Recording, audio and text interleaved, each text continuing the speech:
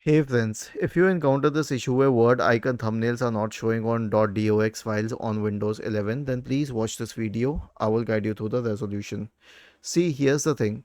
People may say delete the icon cache. I say that you have a very simple solution. Search for disk cleanup in the Windows search bar. Select disk cleanup, click on OK. Check all of these buttons here. Click on OK and then delete files and then search for disk cleanup once again and then open disk cleanup. Wait, let it delete these files first. Okay, search for disk cleanup and then go to cleanup system files and then click on OK and then let it run through. Was this helpful? If yes, then please subscribe to the channel.